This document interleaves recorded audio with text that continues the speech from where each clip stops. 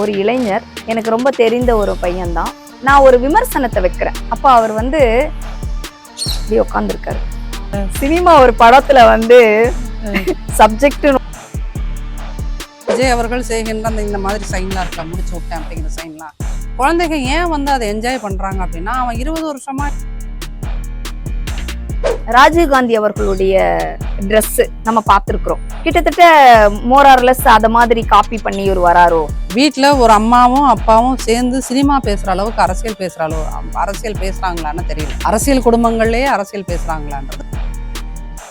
ஏதாவது உடம்பு சரியில்லையோ அதுக்கான ட்ரீட்மெண்ட்ல இருப்பாரோ. சிரிக்காதீங்க மேடம், நிஜமா இல்ல முகத்துல எந்த ஒரு உணர்ச்சியும் காட்டாம, எந்த ஃபேஷியல் எக்ஸ்பிரஷன்ஸ். விஜய் என்ற ஒரு நபருக்காக விழுந்த வாக்குகளில் இவர்கள்லாம் வெற்றி பெற்று வந்திருக்கிறாங்க. அதை தவிர்த்து வேற என்ன இருக்குதுன்னா, மக்களை முட்டாளாக்குவது எளிது, சரிங்களா? ஆனா அந்த மக்களை வந்து நீங்க முட்டாளாயிட்டீங்க அப்படின்னு அவன்கிட்ட போய் சொல்றதான் கஷ்டம். பார்ட்டி ஃபண்டுன்னு ஒண்ணு வாங்காம இருக்கலாம், டிஎம்கே வாங்கின மாதிரி. ஏதோ ஒன்னும் ஒரு எக்ஸ்சேஞ்ச் இல்லாம அது நடக்காது ஒரு விஷயம். புரட்சி தலைவர் எம்ஜிஆர் பேச வேண்டிய அவசியமே இல்ல. எந்த நேரமும் தன்னை அவரோட ஒப்புமைப்படுத்தி பேசுறது மூலமா அவராக எம்ஜிஆராக தான் இருப்பது போல மக்கள் கிட்ட தன்னை பிரகடனப்படுத்துறாரு. ஒரு 20+ இருக்கிற குழந்தைகள் பாக்குது அப்படின்னு சொன்னா, இவங்க 2 பேரும் ஃபர்ஸ்ட் பூமர். அதனாலதான் இப்படி பூமர் தரமா உட்காந்து பேசிட்டு இருக்காங்க. நம்ம பூமரா? நம்ம பூமர். ஏன் அப்படிங்கன்னா சூப்பர் பூமரா இருக்கும். தமிழ்நாட்டுல எதோ நடக்குது. வணக்கம் மேடம். வணக்கம். சட்டசபை பாத்தீங்களா? பார்த்தேன். என்ன மேடம் உங்களுக்கு ரொம்ப பிடிச்சிருந்துச்சு? ஒரு ஃபார்மல் சட்டசபையா அது தோணலை எனக்கு. வந்து ஒரு விஜய் அவர்களோட சினிமா ஒன்று பார்க்குற மாதிரியான ஒரு ஃபீலிங் தான் ஆக்சுவலி. அவரோட உரை இன்னைக்கு பர்டிகுலராக இன்னைக்கு அவர் உரையாற்றும் போது அவர் வந்து அந்த 33 வருஷ நடிகர் தன்மையிலிருந்து அவர் ஒரு பொலிட்டீஷியனாக மாறலை அப்படிங்கிறது தான் நான் இன்னைக்கு தெரிஞ்சுக்கிட்டேன். எஸ்பெஷலி அவர் வந்து அந்த ஸ்டாலின் ஐயா பண்ணினாரு அப்படிங்கிறதுக்காக இவரும் அந்த சைன் பண்ணினது, அதை நான் பண்ணிக்கிட்டுமா அப்படின்னு அந்த கேட்கறதே ஒரு ஸ்டைலா கேட்கறது, அதை ஒரு கேட்கறது, அதுக்கு ஒரு சபாநாயகர் அப்ரூவல் கொடுக்கறது, இந்த மாதிரியான விஷயங்கள் எல்லாம் வந்து நம்ம சட்டசபையில் இல்ல, அரசியல்வாதிகள் கிட்டே நம்ம பார்க்காத ஒரு விஷயம். ஒரு தமிழ்நாடு சட்டசபைங்கிறது அது ஒரு கிட்டத்தட்ட ஒரு 100 வருஷங்களுக்கு மேலானது. மெட்ராஸ் பிரசிடென்சி காலத்திலிருந்து 1920s நினைக்கிறேன். அது கிட்டத்தட்ட ஒரு ரொம்ப வருஷம் பாரம்பரியம் மிக்க ஒரு இடம் அது, இந்த சட்டசபை, தமிழ்நாடு சட்டசபை அப்படிங்கிறது. முன்னாடி தமிழ்நாடு மாகாண மெட்ராஸ் பிரசிடென்சின்னு இருந்தது. அந்த காலகட்டத்திலேருந்து இப்படி ஒன்றும் வந்தது கிடையாது. இப்போ விஜய் ஒரு நடிகராக இருந்து அவர் தான் ஃபர்ஸ்ட் இங்கே வந்து இந்த சட்டசபைக்குள்ளே வராரா அப்படின்னு பார்த்தீங்கன்னா அதுவும் கிடையாது. அதுக்கு முன்னாடி ஃபர்ஸ்ட் எஸ்எஸ்ஆர் வந்தார். எஸ்எஸ் ராஜேந்திரன் ஒரு நடிகர், அவர் தான் ஃபர்ஸ்ட் எம்எல்ஏ அவர் வராரு. அதன் பிறகு புரட்சி தலைவர் வராரு, அப்புறம் அம்மா வராங்க. இப்படி ஒரு பெரிய பாரம்பரியம், அந்த சினிமா பாரம்பரியங்கிறது அந்த சட்டசபைக்குள்ள ஏற்கனவே வந்தாச்சு. அதுக்கப்புறம் கேப்டன் வந்திருக்காரு. ஆனா யாருமே வந்து சினிமா துறையில இருந்து வந்திருந்தாலும் சட்டசபையில வந்து நடிக்கல. எஸ், விஜய் மட்டும்தான் சட்டசபையிலயும் நடிக்கிறத பாக்குறோம். எனக்கு கூட பாத்தீங்கன்னா ஒரு மாசம் வந்து என்னடா முடியாத சினிமா போய்கிட்டே இருக்கே. சினிமானா ஒரு 2 மணி நேரம் இருக்கும், 3 மணி நேரம் படத்தை கூட பாத்துருக்கிறோம். ஆனா 30 நாள் படம் ஓடிக்கிட்டே இருக்குதே அப்படிங்கிற மாதிரி இருந்துச்சு. இன்னைக்கு பார்த்தா இன்னும் தொடர்கதையாவே போற மாதிரி இருக்கு. இது ஆக்சுவலா இந்த ஜெனரேஷன் வந்து அதை வரவேற்கிறாங்க மேடம். அது நீங்க பார்க்க முடியுதா? நான் வந்து ஒரு 20-25 வயசு பசங்க இல்ல 30 வயசுக்குள்ள இருக்கக்கூடிய இளைஞர்களை வந்து பார்க்கும்போது அவங்க என்ன நினைக்கிறாங்க, இதுதான் ஒரு புதுமையான அரசியல் அல்லது இதுதான் சரியா பண்ணிட்டு இருக்காங்க. இதுக்கு முன்னாடி பண்ண அரசியல்வாதிகள்லாம் பூமர்ஸ், அந்த மாதிரியான ஒரு விமர்சனத்தோட நம்மள ஒரு பார்க்கறத வந்து நம்மளே பூமர்ன்றாங்களா? கண்டிப்பா.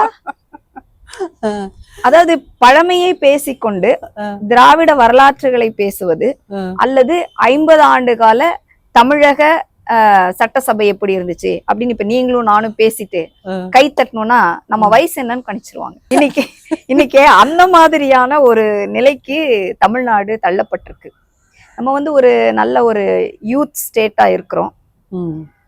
நீங்க பார்த்துருப்பீங்க எத்தனை பர்சன்டேஜ் ஆஃப் யூத் வந்து ஓட்டர்ஸா இருக்கிறாங்கன்னு. நம்ம கூட பேசும்போது நம்ம பேசிட்டு இருந்தோம் 18 இயர்ஸ்ல இருந்து 50 இயர்ஸ்க்குள்ள ஆல்மோஸ்ட் 70%, 65 to 70% வந்து ஓட்டர்ஸ் அங்கிருந்து தான் வராங்க. அப்ப இவங்க எல்லாம் எதை வந்து பார்த்து வந்திருக்கிறாங்க, அவங்களுக்கு எது முன்னுதாரணமாக இருந்திருக்கிறது அப்படின்னா, தமிழ்நாட்டில் இருந்த அரசியல்வாதிகள் முன்னுதாரணமாக இல்லை.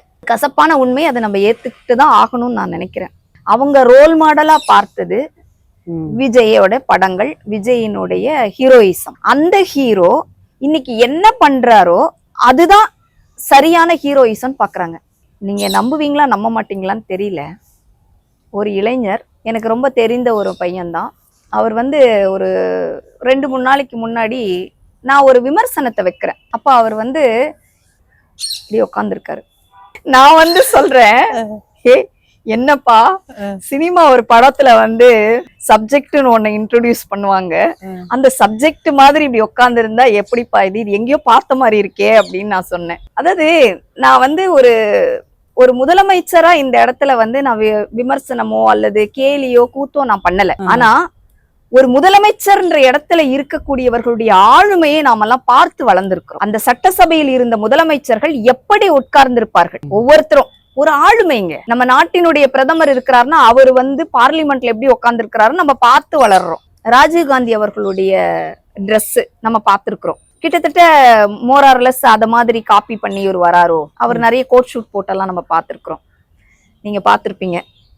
அப்ப வந்து அவரை பார்க்கும்போது அந்த ஏஜ்ல இப்ப இருக்கிறவங்க மாதிரி நம்ம இருந்திருப்போம். அந்த ஏஜ்ல பார்க்கும்போது எங்க நாட்டினுடைய பிரதமர் எப்படி அவரே கம்பீரமா போறாரு வராரு இப்படி வந்து நம்ம பார்த்திருக்கிறோம். ஆனா அவரு ரொம்ப வேகமா இருப்பாரு, துடிதுடிப்பா இருப்பாரு. ஆனா இவர் ரொம்ப ஸ்லோவா. ஒரு சம்டைம்ஸ் எனக்கு வந்து அஸ் அ டாக்டரா நான் நினைக்கிறது, ஏதாவது டிசீஸ் இருக்குமோ அந்த மாதிரி ஏன் இவர் தன்னை வந்து ஒரு மாதிரி உட்கார்ந்துருக்காரு. நான் ரொம்ப பெரிய ஆராய்ச்சியிலே இறங்கிட்டேன். நான் அதை வந்து குறையாவோ குற்றமாவோ பார்க்காம இவருடைய பொசிஷன், அந்த பாஸ்டரோட இது எதனால அந்த மாதிரி ஒரு உடல் மொழியை கொடுக்கிறாரு, ஏன் உட்கார்ந்துருக்காரு, ஏதாவது உடம்பு சரியில்லையோ, அதுக்கான ட்ரீட்மெண்ட்ல இருப்பாரோ. சிரிக்காதீங்க மேடம், நிஜமா இல்ல இது மாதிரி எல்லாம் நான் வந்து நினைச்சு பார்த்தேன்.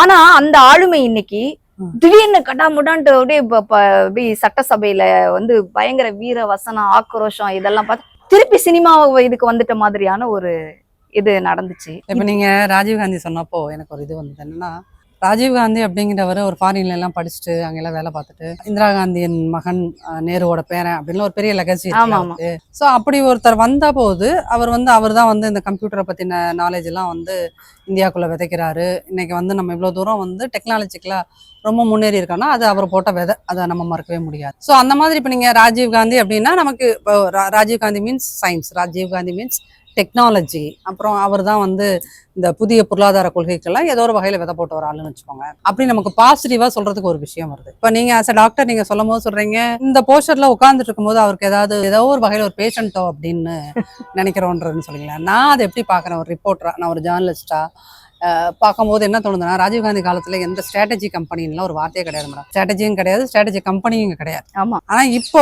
நம்ம இந்த ரீசெண்டா ஒரு 10-15 வருஷமா எஸ்பெஷலி பிஜேபி ஆட்சி பண்ணதுல இருந்து பிரசாந்த் கிஷோர் பேரும் அவரு இப்ப இன்னைக்கு வந்து அவர் கூட இருந்தவங்க எல்லாம் தான் அங்கங்க தனித்தனி கம்பெனியா வந்திருக்காங்க இல்லையா. இப்ப இது என்னன்னா, எனக்கு என்ன இது தோணுது அப்படின்னா, விஜய் அவர் வந்து இது தெரியாமலாம் அவர் உட்காந்துருக்கலாம். அவருக்கு வந்து அவரோட ஸ்ட்ராட்டஜிஸ்ட் ஜான ஆரோக்கியசாமி இருக்கார்ல, அவர் வந்து சார் நீங்க எப்பயும் வந்து ஒரு பரிதாபகரமான நிலைமையிலேயே உட்காந்துருங்க, பரிதாபமா உட்காந்து மக்கள் ரசிப்பாங்க. இல்லையே, இன்னைக்கு ஆக்ரோஷமா பேசுனதை ரசிச்சாங்க. அதாவது ஒன்னும் பரிதாபமா உட்கார்ந்துருக்கணும். எதிர்கட்சியை நீங்க அடிக்கும் போது மட்டும் நீங்க வந்து அந்த வில்லன் ரோல், வில்லன் தானே பயங்கரமா சண்டை எல்லாம் போட்டு வில்லனோட சண்டை போடுற அந்த ஹீரோ மிக்ஸ்டு வில்லன் அதை நீங்க பண்ணணும் அப்படிங்கிறது. நான் வந்து அது ஜான ஆரோக்கியசாமியோட ஸ்ட்ராட்டஜியா அதை பாக்குறேன். ஓ இப்படி பண்ணணும் போல இருக்கு அப்படின்னு அவங்க சொல்லி கொடுத்துருக்காங்க. அதன்படி அவர் ஆரோக்கியசாமி சொல்றது அது உண்மையில் ஆரோக்கியமான விஷயமா இல்லையான்னு அவர் பாக்குறது இல்ல. நம்ம ஜான ஆரோக்கியசாமி சொல்றாரு அது கரெக்டா தான் இருக்கும்னு நம்பி அவர் அதுக்கேத்த மாதிரி அவர் கொடுக்குற ஸ்கிரிப்டுக்கு ஏத்த மாதிரி இவர் ஆக்ட் பண்ற மாதிரி தான் அதை நினைக்கிறேன். ஏன்னா எந்த ஹியூமன் பீயிங்கா இருந்தாலும், எவ்வளவு பெரிய இன்ட்ரோவர்ட்டா இருந்தாலும், சயின்டிபிக்கா அது எனக்கு தெரியல வந்து ரொம்ப நேரம் கிட்டத்தட்ட ஒரு சபையில கண்டினியூஸா 3 hours 4 hours வந்து அதே போஸ்டர்ல உட்காந்துருக்க முடியுமான்றது தெரியல. தென் முகத்துல எந்த ஒரு உணர்ச்சியும் காட்டாம, எந்த ஃபேஷியல் எக்ஸ்பிரஷன்ஸ் இல்லாம. ஆனா இன்னைக்கு அவரு நடந்துகிட்ட விதத்தை நீங்க பாத்தீங்கன்னா, அந்த ஆளுமைக்கும் இந்த ஆளுமைக்கும் அப்படி ஒரு டிஃபரன்ஸ். மேடம் நீங்க சொல்றத பார்த்தா ஏதோ வந்து ஸ்பிளிட் பர்சனாலிட்டி எல்லாம் சொல்லுவாங்க, அதுதான் அந்த மாதிரி இருக்கும். இந்த பர்சனாலிட்டி டிசார்டர்ஸ்ல வரும்ல, அந்த மாதிரி ஒரு இது காமிக்கிறாரு. சோ அப்படி சோகமா உட்கார்ந்து இருக்கிறது இல்ல, நாங்கெல்லாம் இனிமே வந்து எங்க தலைவர் மாதிரி நாங்க அப்படித்தான் உட்கார்ந்துருப்போம், நாங்க உங்களை கையாளுறதே நாங்க அந்த மாதிரி தான். அதாவது நமக்கு தெரிந்த முதலமைச்சர்கள் இல்ல தமிழ்நாட்டை ஆண்ட ஆளுமைகள் அவங்க எல்லா நேரங்கள்லயும் எதிர்த்து பேசுறது, இப்படி பண்ணுங்க அப்படி பண்ணுங்க நமக்கு சொல்லி கொடுத்ததான். இப்படி சோகமா மூஞ்சி வச்ச மாதிரி உட்காந்துருந்தா நீ என்னத்தை சாதிக்க போற? இல்லை, எனக்கு இன்னொரு வகையில் இதை பேசிட்டு இருக்கும்போது என்ன தோணுது அப்படின்னா, இதை பார்க்குற மக்களோ பெண்களோ என்ன நினைப்பாங்கன்னா, இந்த யங்ஸ்டர்ஸ் இருக்காங்கல்ல, இப்போ நம்ம பசங்க வயசுல இருக்கிற ஒரு 20+ இருக்கிற குழந்தைகள் பார்க்குது அப்படின்னு சொன்னா, இவங்க 2 பேரும் ஃபர்ஸ்ட் பூமர். அதனால தான் இப்படி பூமர் தரமா உட்காந்து பேசிட்டு இருக்காங்க. நம்ம பூமரா? நம்ம பூமர். ஏன் அப்படின்னா சூப்பர் பூமரா இருக்கும். ஏன் அப்படின்னா, ஒரு சினிமா நடிகர் வந்து அவரு 33 வருஷமா சினிமாவில் நடிச்சிருக்காரு. சட்டசபைக்குள்ள வந்த உடனே அவரை வந்து நீங்க ஒரு சீசன்டு பொலிட்டீஷியனா அவரை ஏன் நீங்க எதிர்பார்க்கறீங்க? அப்புறம் என்னவா எதிர்பார்க்கணுமா? அவர் வந்து அந்த நடிகர்ல இருந்து பொலிட்டீஷியனா மாறுறதுக்கு ஒரு பெரிய ப்ராசஸ் நடக்கும். அந்த டிரான்சிஷன் இன்னும் வரல. டிரான்சிஷன் ஃபேஸ வந்து நீங்க வந்து பொறுமையா வேடிக்கை பாருங்கன்றாங்க. சோ அதுதான் அவங்க கேக்குறாங்களோ, எங்களுக்கு இன்னும் கொஞ்சம் டைம் கொடுங்க, இன்னும் கொஞ்சம் டைம் கொடுங்க அப்படிங்கிறது வந்து இந்த மாதிரி எல்லாத்துல இருந்தும் நாங்க மாறுறதுக்கு டைம். அதைத்தான் நம்ம சொன்னோம், மக்கள்கிட்டயும் சொன்னோம், இன்னும் கொஞ்சம் டைம் கொடுங்க, ஒரு 5 வருஷம் வந்து அரசியல் கத்துக்கிட்டு வரட்டும். இன்னைக்கு நம்ம வந்து விஜய் அவரை மட்டும் நம்ம பேசுறது இல்ல மேடம், நம்ம கண்ணு முன்னாடி பேசிக்கிட்டு இருக்கக்கூடிய செய்தியாளர்களை சந்தித்து கொண்டு இருக்கக்கூடிய அமைச்சர்களை பத்தி நம்ம பேசணும். அவர்கள்லாம் என்ன ஒரு திறமையோடு அவங்க வந்திருக்காங்க, என்ன தகுதியின் அடிப்படையில் வந்திருக்கிறாங்க. இங்க விஜய் என்ற ஒரு நபருக்காக விழுந்த வாக்குகளில் இவர்கள்லாம் வெற்றி பெற்று வந்திருக்கிறாங்க. அதை தவிர்த்து வேற என்ன இருக்குது? ஒவ்வொரு அமைச்சர்களுடைய பேச்சு, அவர்களுடைய செய்கைகள், இதெல்லாம் பார்க்கும்போது டைம் கொடுங்க டைம் கொடுங்கன்னு சொல்றாங்க. நோ கமெண்ட்ஸ் ஓடுறாங்க. தலைமையிலிருந்து கீழ் வரைக்கும் டைம் கொடுக்கணும்னா எவ்வளவு நாள் டைம் கொடுக்கணும்? எதற்கான டைம்? ஒரு 6 months கேக்குறாங்க. ஆல்ரெடி ஒரு மாசம் போயிடுச்சு.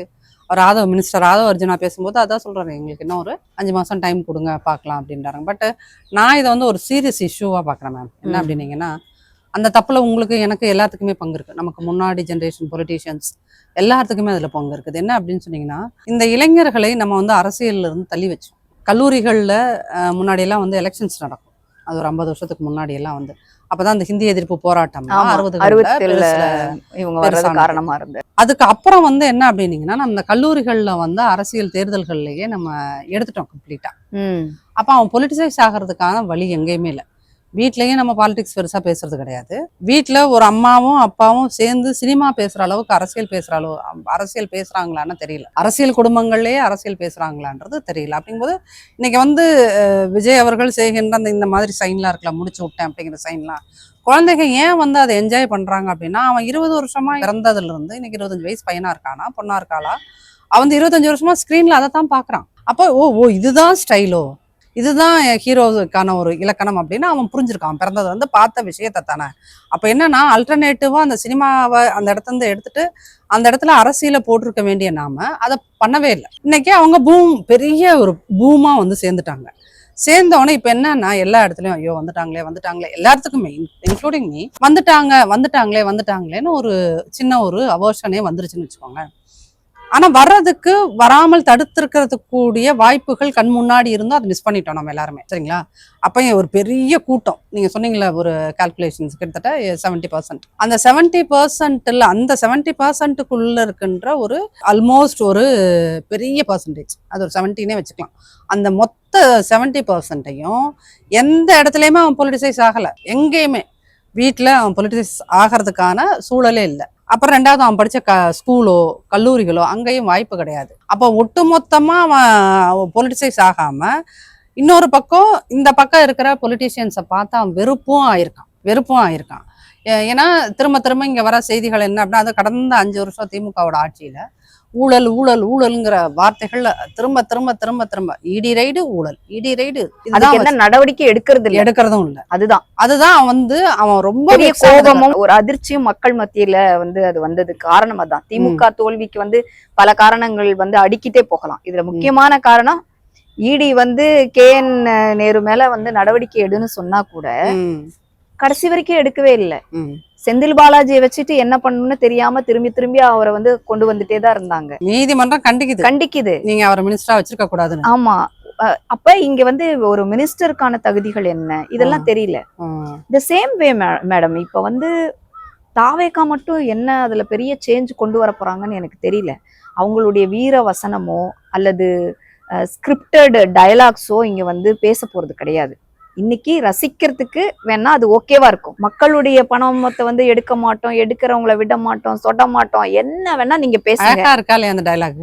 அந்த Dialogue- பஞ்ச் லைன் நல்லா இருக்கா இல்லையா ஃபைன் மேடம். இன்னைக்கு இப்போ நான் சொல்றேன், நீங்க அரசு அலுவலகங்கள்ல போய் ஏதாவது லஞ்சம் கொடுக்காம ஒரு வேலையை சாதிச்சுட்டு வந்தீங்கன்னா நான் அப்ரிஷியேட் பண்றேன் மேடம். ஆனா நான் சொல்றேன், இன்ன வரைக்கும் அது மாறல அப்படிங்கிறது தான் உண்மை. இத பாத்துட்டு இருக்கிற எல்லாருக்குமே அது தெரியும். இதை டைலாக்கு நீங்க வேணா சொல்லும் சொல்லலாம். போது ஒரு கோட் ஞாபகம் வருது. ஓஷோ இருக்கார் இல்லையா, அவர் ஒண்ணு சொல்லுவார், என்னன்னா மக்களை முட்டாளாக்குவது எளிது, சரிங்களா, ஆனா அந்த மக்களை வந்து நீங்க முட்டாளாயிட்டீங்க அப்படின்னு அவன்கிட்ட போய் சொல்றதுதான் கஷ்டம் அப்படின்னு சொல்லுவார் ஓஷோ. இப்ப கிட்டத்தட்ட வந்து என்னன்னா இங்க அந்த மாதிரியான ஒரு சூழல் உருவாயிருச்சு. இப்போ வந்து இந்திய அரசியல்ல, குறிப்பா இந்திய அரசியல்ல நீங்க இந்த லஞ்சம் அல்லது ஊழல், லாவண்யம், என்ன வேணாலும் வார்த்தை வச்சுக்கோங்க, ஆனா அதை அப்படியே 100% அரெஸ்ட் பண்ண முடியுமானா அது பாசிபிலிட்டியே கிடையாது. பெரிய பெரிய எக்கனாமிஸ்ட் எல்லாம் என்ன சொல்லுவாங்கன்னா, இந்த லஞ்சம், இந்த லாவண்யம் இதெல்லாம் வந்து ஒரு வண்டி ஓடுறதுக்கான ஒரு லூப்ரிகன்ட் இருக்கு இல்லையா, ஓடணும்ல, அது அந்த கிரீஸ் மாதிரி அது தேவைப்படுது அப்படின்றான். அப்பதான் அந்த கவர்மெண்ட்டுங்கிற அந்த என்ஜின் வந்து சுத்தும். அப்ப சுத்துறதுக்கு நீ கொஞ்சமாவது ஆயில் விடணும்ல, அந்த ஆயில் தான் வந்து அந்த ஆனா இன்ஜின் அளவுக்கு ஊழல் கிரீஸ் போச்சுன்னா இப்ப என்ன ப்ராப்ளம்னா, நீங்க கிரீஸ் மாதிரி ஊத்துங்கன்னு சொன்னா இவங்க என்ன பண்ணிட்டாங்க, ஒட்டுமொத்த ஒரு கேனு கிரீஸ் எடுத்து அவன் 2 டிராப் ஊத்துடானா நீ மொத்த கேனா ஊத்தி விட்டுட்டேங்கிறதா இன்னைக்கு பெரிய இஷ்யூ. அப்ப அந்த இடத்துல வந்து எல்லா மக்களுக்குமே தெரியும் இந்த லஞ்சம் அப்படிங்கிற ஒரு விஷயத்த வந்து all of sudden Vijay sir வந்துட்டாருன்றதுனாலயே எல்லா ஆபீசர்ஸும் 30 வருஷமா 20 வருஷமா சர்வீஸ்ல வாங்கிட்டு இருந்தவங்க அவங்க அங்கதானே இருக்காங்க. புத்தனா எப்படி மாறுவான்? அவங்க அங்கதானே இருக்காங்க. இவங்க அரசியல்வாதிகளாவது ஆட்சி மாற 5 வருஷத்துக்கு ஒரு தடவை வீட்டுக்கு போயிடலாம், அந்த இடத்தை விட்டு போயிடலாம்.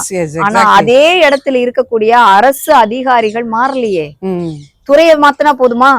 கரெக்ட். ஐபிஎஸ் ஆபீசரையும் ஐஏஎஸ் ஆபீசரையும் இந்த டிபார்ட்மெண்ட்ல இருந்து அந்த டிபார்ட்மெண்ட்டுக்கு மாத்திட்டா மாறிடுவாங்களா? இப்போ மக்கள்கிட்ட நீங்க கேக்குறீங்க இல்லையா ஒரு கொஸ்டின், துறை மாத்திட்டா மக்கள் மாறிடுவாங்களா, மக்கள் நம்பிடுவாங்கன்னு.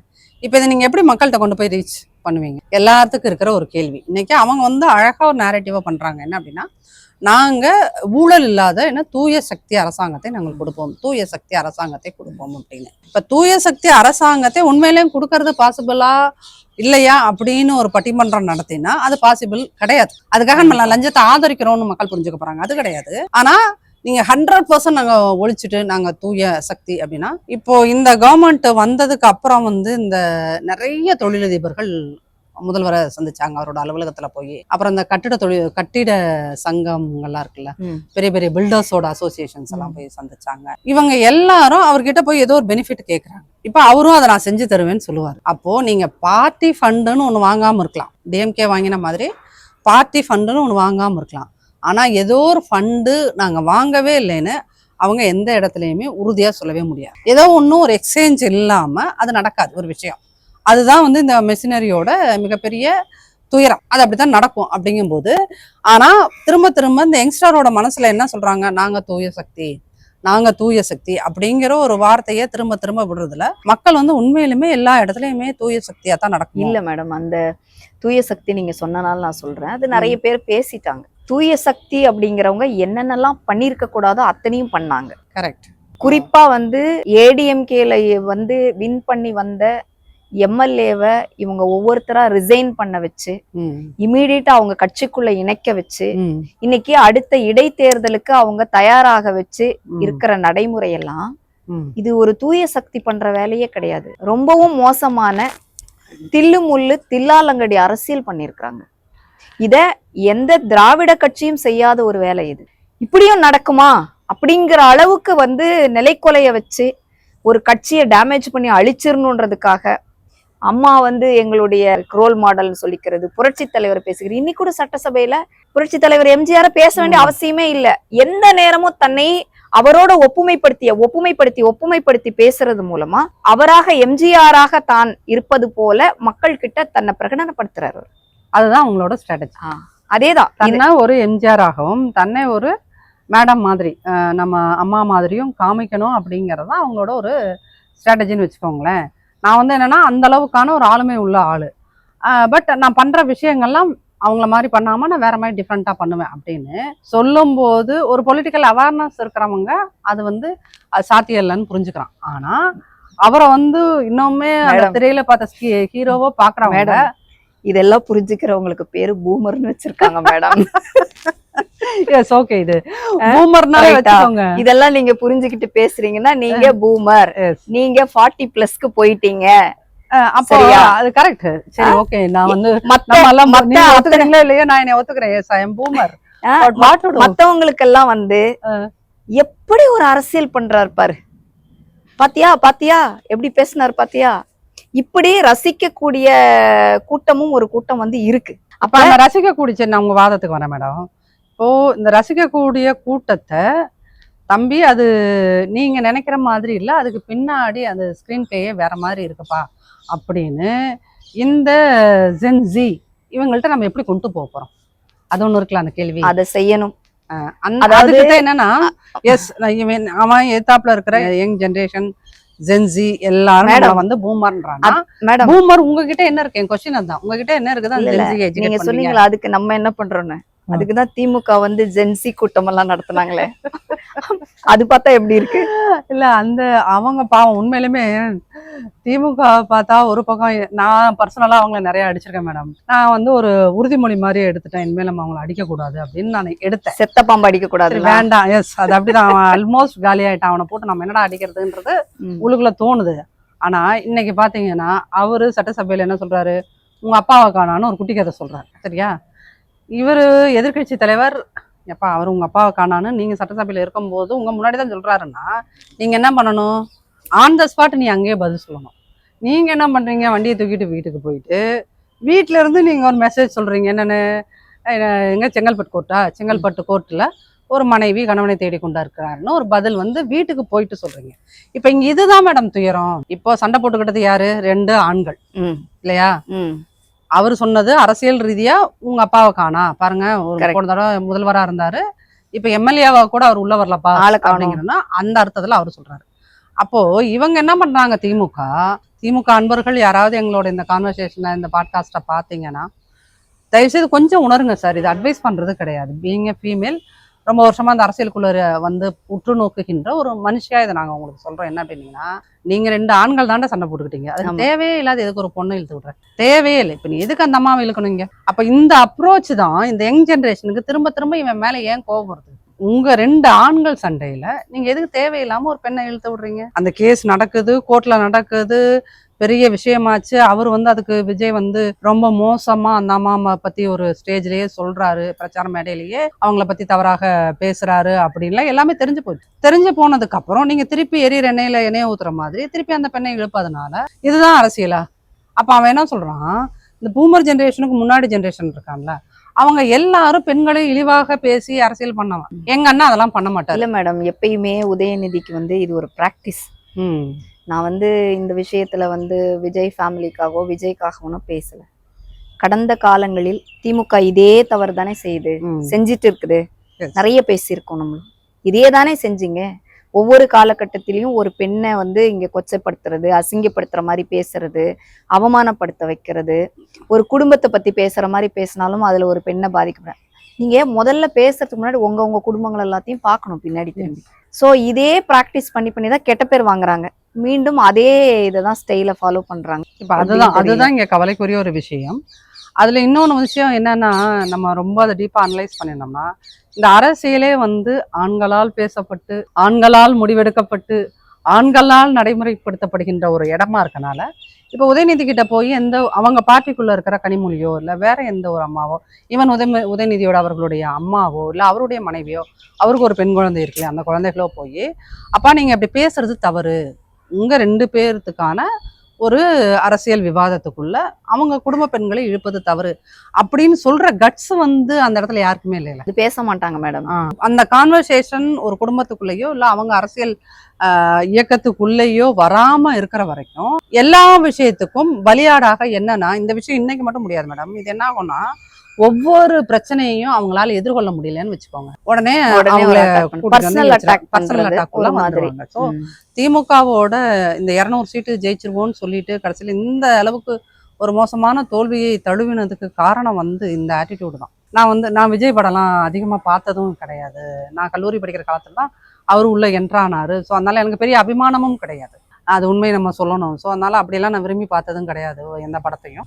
அதனால அவர் படங்கள் எப்படி இருக்குன்றதும் எனக்கு பெருசா தெரியாது. சட்டமன்றத்தில் முதல் அதனால நான் வந்து சட்டமன்றத்துல உட்காந்து இவரு இப்படி எல்லாம் நடிப்பாரு அப்படின்றத நான் அப்படிதான் தெரிஞ்சுக்கிட்டேன். அதாவது ஒரு படத்துல வந்து ஒரு படம்னு வச்சுக்கோங்களேன், சினிமால முதல்ல வந்து அப்படியே ஹீரோ ரொம்ப பவ்யமா பம்மிக்கிட்டு ரொம்ப சாஃப்டா இருப்பாரு. திடீர்னு வில்லன் வந்து அட்டாக் பண்ணும்போது தான் ஹீரோயிசம் வந்து ஒரு பயங்கரமா ஒரு அடி கிடி டமால் டிமில் இதெல்லாம் வந்து அவருடைய படங்கள்ல எல்லா படங்கள்லயும் இருக்கக்கூடியது இல்ல. அந்த மாதிரி சினிமா வந்து அப்படிதான் இருக்கும். அத சினிமாத்தனமா இருக்கு அப்படின்னு சொல்லுவோம்ல. அததான் இன்னைக்கு சட்டப்பேரவையிலையும் பார்த்த மாதிரி எனக்கும் அதே ஃபீல் தான். பட் இதை வந்து யங்கர் ஜென்ரேஷன்ஸ் ஆஸ் யூஷுவல் சினிமாவை ரசிச்ச மாதிரி இதையும் ரசிக்கிறாங்க மேம். அவங்க வந்து அதை அப்ரிஷியேட் பண்றாங்க. விஜய் அவர்கள் இப்படியே கண்டினியூ பண்ணினா தான் ஏத்தாப்புல இருக்கிற அந்த பழைய 2 கட்சியை வந்து வில்லன் எல்லாத்தையும் ஒழிக்கணும். அவங்க அதை அப்படிதான் பாக்குறாங்க. அவரு ஹீரோ, திமுக அதிமுக ரெண்டும் அவங்களுக்கு வில்லன்களா. சோ அவரு ஃபைட் பண்ணி இவங்க 2 பேத்தையும் காலி பண்ணி பாத்தியா அவர் அன்னைக்கு பேசுறதுக்கு இது பண்ணிட்டாரு. சோ அந்த ஆட்டிடியூட சேஞ்ச் பண்றதுக்கு திமுகவோ அதிமுகவோ என்ன மாதிரி ஒரு ஸ்ட்ராட்டஜிய அந்த குழந்தைங்க கிட்ட, அந்த யங் ஜெனரேஷன் கிட்ட, ஜென்சி கிட்ட நடிக்கணும் போறாங்களோ அது நீங்க நடிங்க, என்ன வேணாலும் பண்ணுங்க, பட் அவங்களை நீங்க எப்படி எஜுகேட் பண்ண போறீங்க அப்படிங்கறத இன்னைக்கு எல்லாத்துக்கும் முன்னாடி இருக்கின்ற ஒரு மிகப்பெரிய கேள்வி என்னன்னா, எஸ் அந்த குழந்தைங்களை நம்ம பொலிட்டிசைஸ் பண்ணாம விட்டது முதல் தவறு. அதை நம்ம ஓப்பன் ஹார்ட்டடா ஒத்துக்கணும். ஆமா, நாங்க உங்களை பொலிட்டிசைஸ் பண்ணல. 2வது, இன்னைக்கு இருக்கின்ற இந்த சூழல், அது இப்ப எல்லாரும் என்ன சொல்ல ஆரம்பிச்சிட்டாங்க, அடுத்த 10 வருஷத்துக்கு அவர் அசைக்க முடியாதுன்னு. ஆமா, 30 வருஷத்துக்கு அசைக்க முடியாதுன்ற வரைக்கும் பேசுறாங்க. 30 வருஷத்துக்கு அசைக்க முடியாது, 40 வருஷத்துக்கு அசைக்க முடியாது அப்படின்னு சொல்றது என்ன எப்படி இருக்குது அப்படின்னு பாத்தீங்கன்னா, அப்போ இந்த விஷயத்த அவர் கண்டினியூ பண்ணுவார். அவருக்கு இந்த இப்ப அடுத்து பிறந்த ஒரு ஜென்ரேஷன் வரும் பாருங்களேன். இப்ப அந்த அடுத்த எலெக்ஷன் நடக்கும்போது ஒரு கூட்டம் உள்ள வரும்ல, இது மாதிரி ஒரு 10 லட்சம் 15 லட்சம் ஃபர்ஸ்ட் டைம் ஓட்டர்ஸ் வருவான்ல, அவனும் இதே தான் பண்ணுவான், இதே தான் ரசிப்பான். அப்படிங்கும்போது இது வந்து பாலிடிக்ஸ் கிடையாதுப்பா அப்படின்னு அவங்கள்ட்ட யாரு சொல்ல போறா? நம்ம சொல்ல போறோமா? என்ன பண்ண போறோம் அப்படிங்கிறது தான் இன்னைக்கு இல்லாம மத்த இருக்கிற எல்லா பார்ட்டிக்கும் இருக்கிற கேள்வி. என்ன பொறுத்த வரைக்கும் அவங்க செயல்களாலே அவங்க வந்து ப்ரூவ் ஆயிருவாங்க. அவங்க வெறும் பேச்சுதான், செய்கையில் இல்லை அப்படிங்கிறது ரொம்ப சீக்கிரமா வெட்ட வெளிச்சத்துக்கு வந்துடும். இப்பவே வருது, பட் அதை வந்து டூ ஏர்லி அப்படிங்கிற மாதிரி எல்லாரும் பேசுறாங்க இல்லையா. அதனால நம்மளும் அதை வந்து ஏர்லி கமெண்டா கூட வச்சுக்கலாம். பட் 6 monthsக்கு அப்புறமும் இவங்க இப்படியா தான் இருப்பாங்க அப்படிங்கிறது தான் என்னுடைய நம்பிக்கை. எல்லாம் எந்த மாற்றமும் அவங்க கிட்ட இருக்க போறது இல்லை. இதே ஸ்ட்ராட்டஜி தான் ஃபாலோ பண்ண போறாங்க, இதே மாதிரிதான் இருக்க போறாங்க. அவங்களுக்குள்ள ஒரு கனவுலையும் கற்பனையிலும் இருப்பாங்க. யூஸ்வலா வந்து சொல்லுவாங்க இந்த இலூஷன் வேர்ல்டுல வாழ்றாங்க அப்படின்ட்டு. அந்த மாதிரி ஒரு கற்பனை உலகத்தில் அவங்க என்ன நினைப்பாங்க, நாங்க நல்லா ஆட்சி செய்யறோம், நாங்க நல்லா சிறப்பா வச்சிருக்கிறோம், மக்களுக்கு சொன்னதெல்லாம் செஞ்சுட்டோம். இதை ஒரு 6 மாசம் வரைக்கும் வேணா மக்கள் வேடிக்கை பார்ப்பாங்க. இன்னைக்கு பவர் கட்டுக்கான விமர்சனத்திற்கும் வந்து இவங்க கிட்ட இருக்கிற பதில்கள்லாம் பார்க்கும்போது ரொம்ப நூதனமா இருக்கு. பெரம்பூர்ல இத்தனை தடவை அப்புறம் ஆமா 27 முறை பவர் கட்டு நடந்துச்சு, ஆமா அதை நாங்கள் சரி பண்ணிருக்கிறோம்ட்டு அமைச்சர் வந்து ஒப்புதல் வாக்குமூலம் அளிக்கிறாரு சட்டமன்றத்துல. அப்படின்னா 27 முறை பவர் கட்டு என்னப்பா பண்றீங்க நீங்க? நீங்க வேற போன வாரம் இதுல பேசிட்டு இருந்தாங்க அவங்க ஆபீஸ் பனையூர்ல, அங்கேயே பவர் கட்டாச்சு. பனையூர்ல பேசிட்டு இருக்கும்போது பவர் கட். அதை வந்து யாரோ ஃபீஸ் கரியர் எடுக்கிறாங்கன்னு அதனால என்னன்னா இவங்க வந்து இப்ப என்ன துயரம் அப்படின்னு பாத்தீங்கன்னா, பவர் போகுது, பவர் கட் ஆகுது உண்மை. ஆனா இவங்க உடனே இம்மீடியட்டா ஒரு ஸ்ட்ராட்டஜி என்ன பண்றான், ஃபியூஸ் கேரியரை எல்லாம் திருடிட்டு போறான். கடந்த ஆட்சியிலேயே இதே பவர் கட் பிரச்சனை அணில் ஓடிச்சு. அன்னைக்கு அவர் அணில்னு சொல்லிட்டு போயிட்டாரு. அப்போ சில விஷயங்களுக்கு யார்டா மூல விதை போட்டதுன்னா திமுக காரங்களா இருக்காங்க. அதை வந்து அவன் திரும்ப நீங்க இப்ப போய் இந்த சென்சி கிட்ட பேசினா, ஏன் நீ மட்டும் அணில் ஓடிச்சுன்னு சொல்லியா, அதை நாங்க நம்பிட்டு போகலையா? இப்ப ஃபியூஸ் கேரியரை புடிக்கிட்டு போறாங்கன்னு சொன்னா நம்பு.